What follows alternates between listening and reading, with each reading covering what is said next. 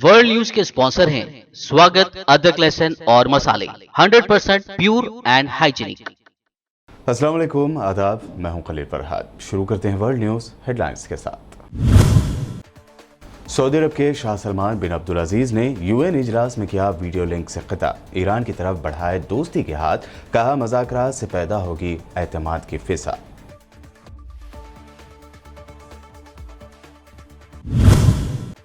अक़वाम मुत्तहिदा के इजलास में तुर्क सदर एर्दवान ने उठाया कश्मीर का मुद्दा। हिंद पाक को यूएन की करारदादों पर मसला कश्मीर हल करने का किया मुतालबा, कहा तुर्की कश्मीरियों के साथ।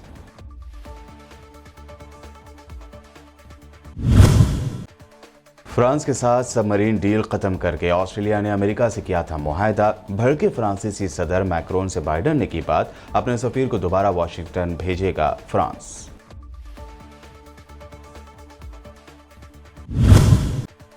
पाकिस्तान की फिजाई हदूद का इस्तेमाल करने की भारत की दरख्वास्त पाकिस्तान ने की कबूल। न्यूयॉर्क जाने के लिए पीएम मोदी के जहाज को मिली परमिशन, पाकिस्तान से गुजरते हुए पहुंचे अमेरिका।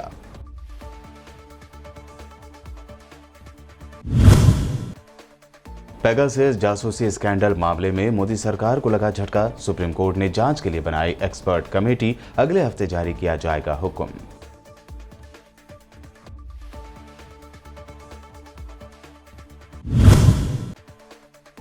और कोरोना की वजह से खुदकुशी को भी माना जाएगा कोरोना से हुई मौत। सुप्रीम कोर्ट में मोदी सरकार ने दाखिल किया हलफनामा, कोरोना से मरने वालों की फैमिली को दिया जाएगा मुआवजा। सऊदी अरब के शाह सलमान बिन अब्दुल अजीज ने कहा है कि उनका मुल्क अक़वाम मुत्तहिदा के बानी अरकान में से एक है और वो इस आलमी इदारे के मकासद और उसूलों पर चलता रहा है, जिनका मकसद बैनुल अक़वामी अमन व सलामती को बरकरार रखना है, तनाज़ात को पुरअमन तरीके से हल करना चाहता है। अक़वाम मुत्तहिदा की जनरल असम्बली के सालाना इजलास से वीडियो लिंक के जरिए खिताब करते हुए शाह सलमान ने कहा कि सऊदी अरब नफरत और इखराज पर मुबनी इंतहा पसंदाना आइडियोलॉजी यानी नज़रिए, दहशतगर्द गुरूहों और फिरक़ावाराना मलेशियाओं की कार्रवाइयों का मुकाबला कर रहा है। ये इंतहा पसंद दहशतगर्द गुरूह लोगों और कौमों को तबाह करते हैं। शाह सलमान ने कहा कि ईरान एक पड़ोसी मुल्क है और सऊदी अरब को उम्मीद है कि उसके साथ इब्तिदाई मज़ाकरात से एतमाद की फ़िज़ा पैदा करने के लिए ठोस नताइज बरामद होंगे। तुर्की के सदर रजब तैयब एर्दवान ने अक़वाम मुत्तहिदा की करारदादों की बुनियाद पर पाकिस्तान और भारत के दरमियान दहाइयों पुराने मसले कश्मीर के हल का मुतालबा कर दिया।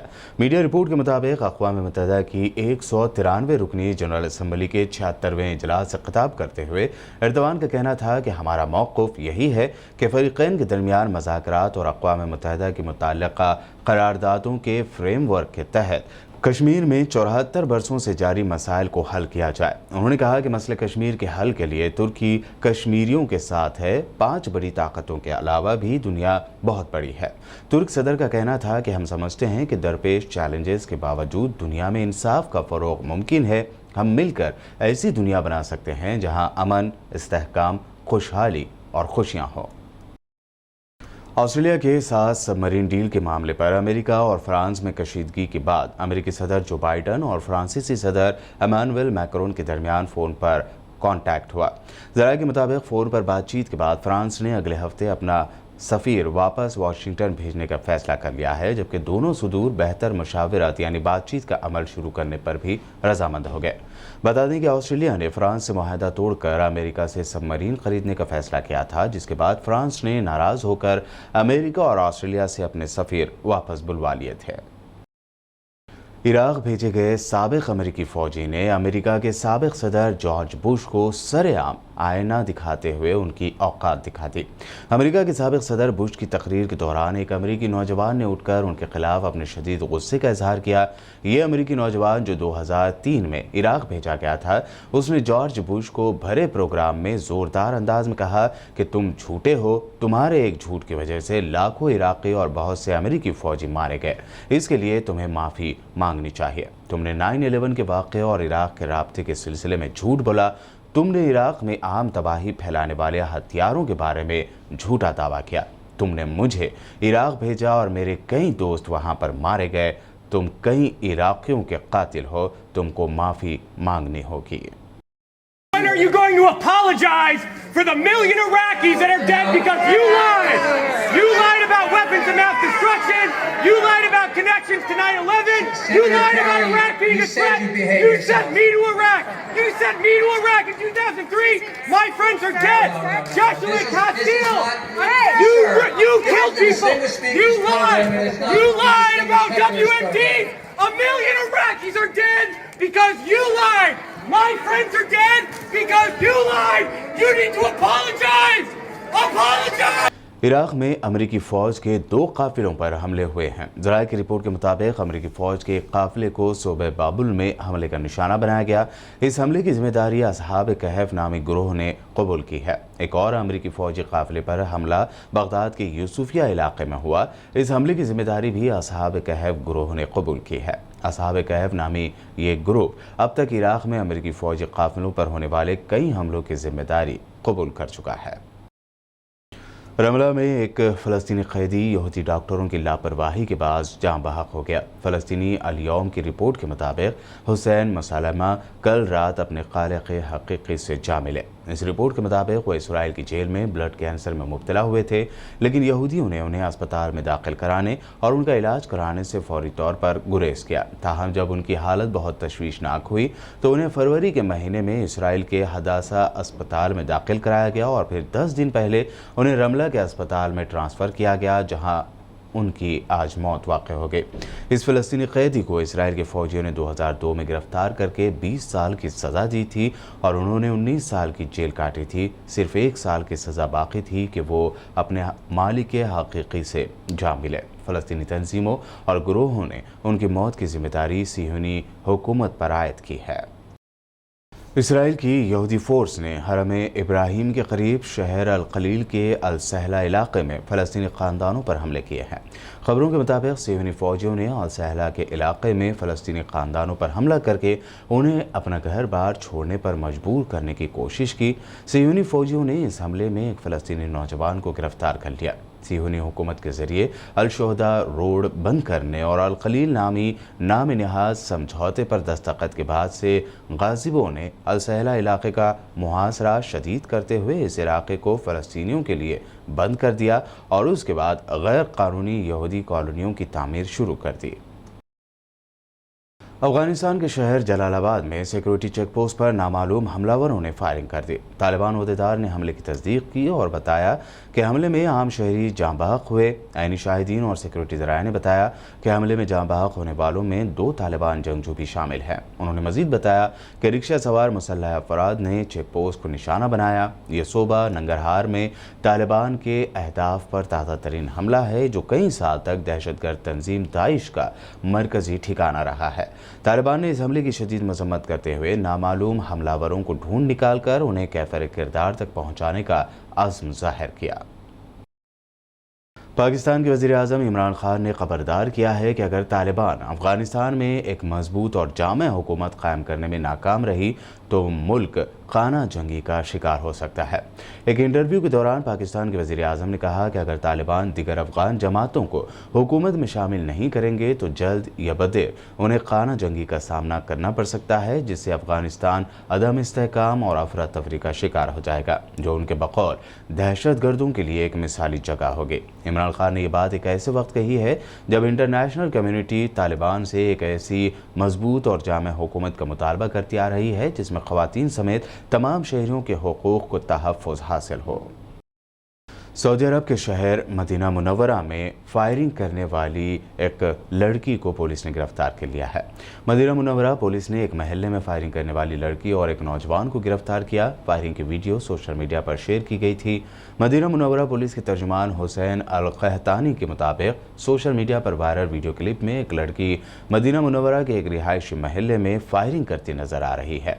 तर्जुमान ने बताया कि लड़की पिस्तौल से फायरिंग कर रही थी और उसका साथी वीडियो बना रहा था और इसी ने वीडियो शेयर भी की थी। पुलिस ने वीडियो की इत्तला मिलते ही उन्हें तलाश करके गिरफ्तार कर लिया। दोनों ही सऊदी शहरी बताए गए हैं।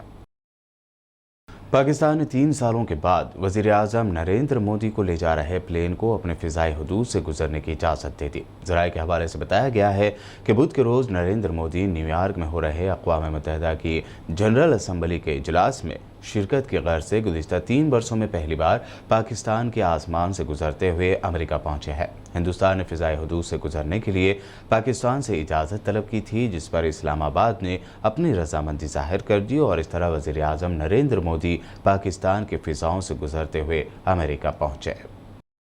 वर्ल्ड न्यूज़ में ये थी अब तक की अहम इंटरनेशनल न्यूज़। वक्त हुआ है एक शॉर्ट ब्रेक का। ब्रेक के बाद जल्द लौटेंगे और हमेशा की तरह देखेंगे नेशनल न्यूज़।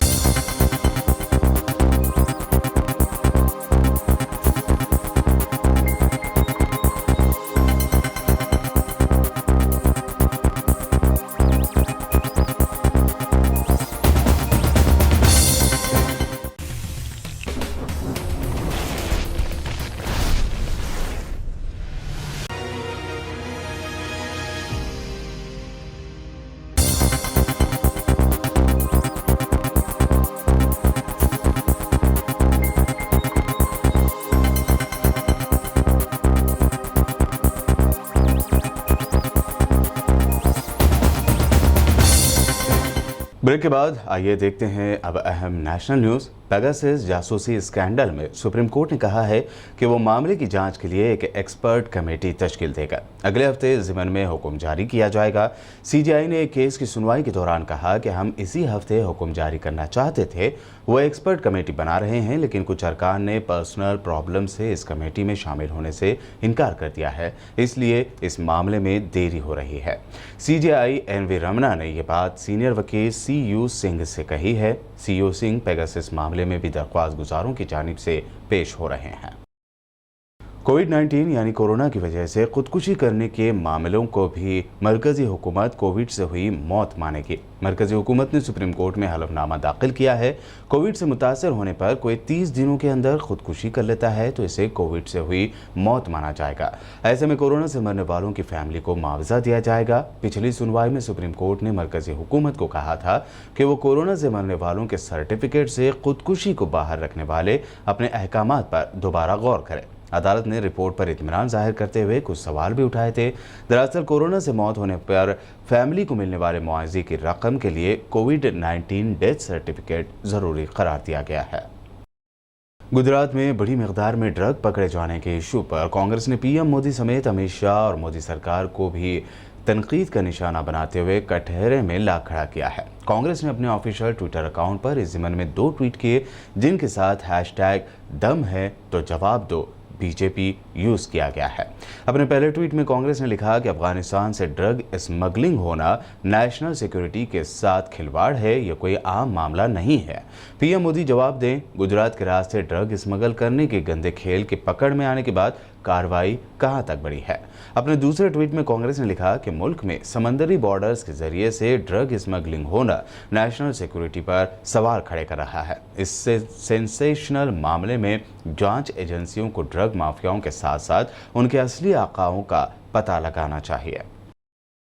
यूपी के चुनावी घमासान में एमआईएम की चर्चा जोरों पर है। ऐसे में कल यूपी के संभल में एमआईएम सुप्रीमो असदुद्दीन ओवैसी ने खिताब करते हुए आवाम से कहा कि आखिर कब तक आप ममता बनर्जी, राहुल गांधी और अखिलेश यादव जैसे लीडरों के मुस्तकबिल संवारते रहेंगे, उन्हें मजबूत करके खुद कमज़ोर होते रहेंगे।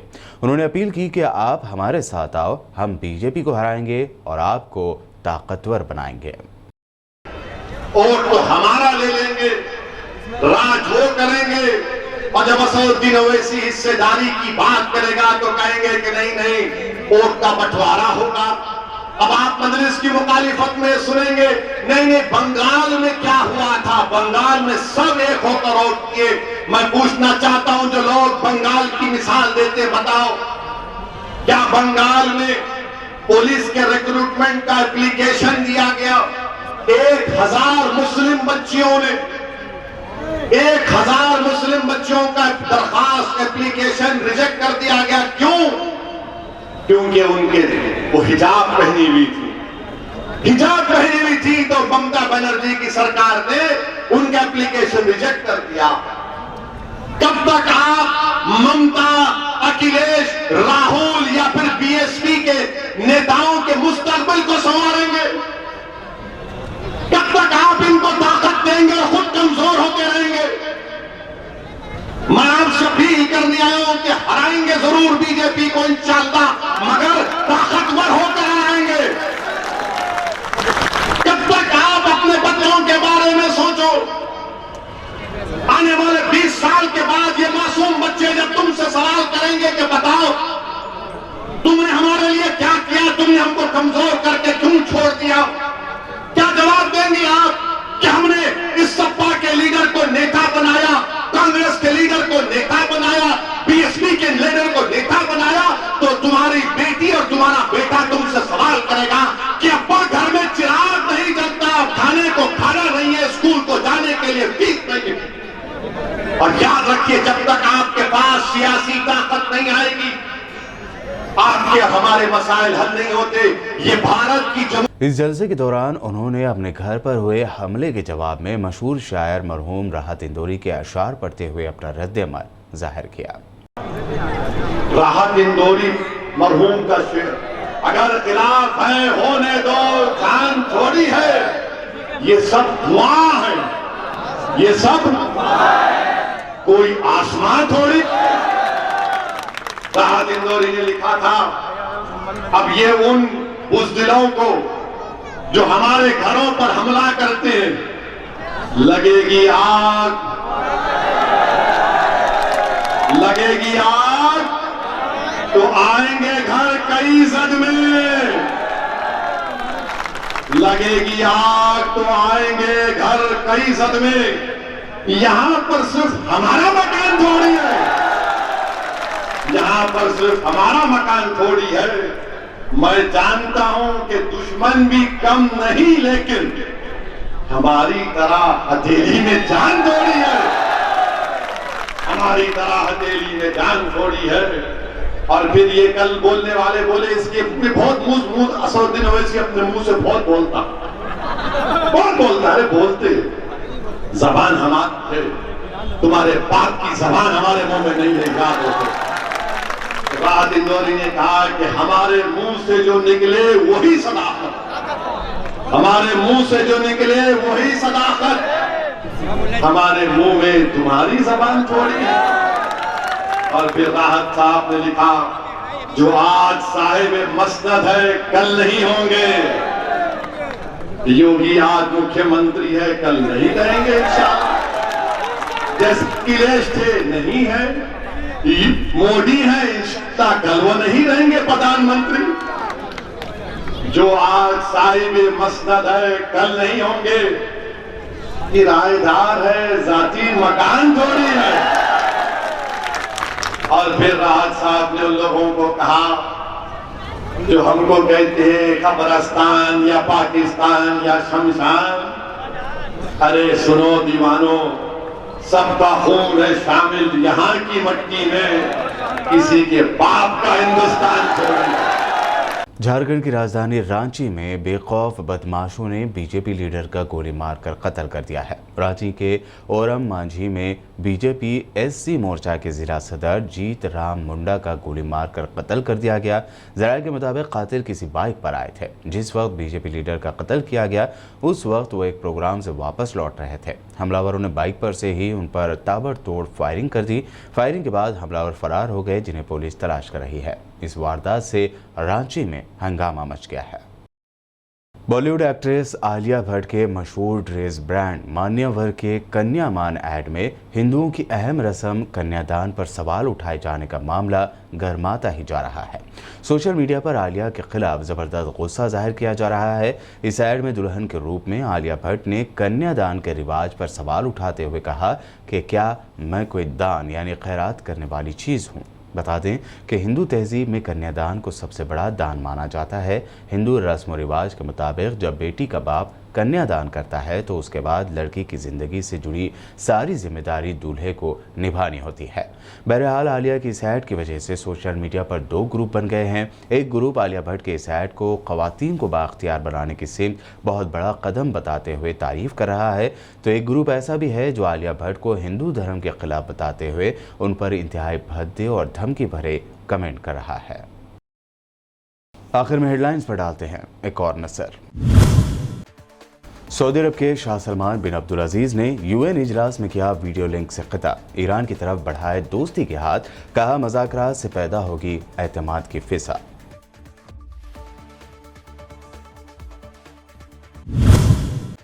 अक़वाम मुत्तहिदा के इजलास में तुर्क सदर एर्दोगान ने उठाया कश्मीर का मुद्दा। हिंद पाक को यूएन की करारदादों पर मसला कश्मीर हल करने का किया मुतालबा। कहा तुर्की कश्मीरियों के साथ।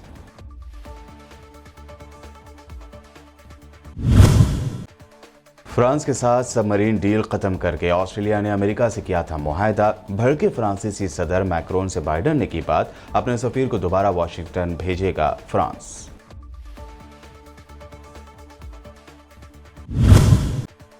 पाकिस्तान की फिजाई हदूद का इस्तेमाल करने की भारत की दरख्वास्त पाकिस्तान ने की कबूल। न्यूयॉर्क जाने के लिए पीएम मोदी के जहाज को मिली परमिशन। पाकिस्तान से गुजरते हुए पहुंचे अमेरिका।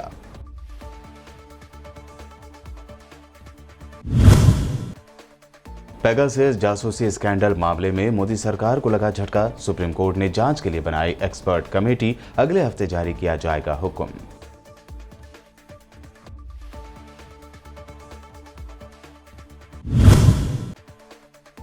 और कोरोना की वजह से खुदकुशी को भी माना जाएगा कोरोना से हुई मौत। सुप्रीम कोर्ट में मोदी सरकार ने दाखिल किया हलफनामा।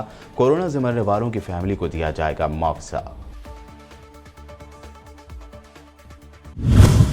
वर्ल्ड न्यूज में अभी आपने देखी अहम इंटरनेशनल और नेशनल न्यूज। ताज़ा तरीन खबरों और दिलचस्प प्रोग्राम्स के लिए देखते रहिए बीपीएन चैनल।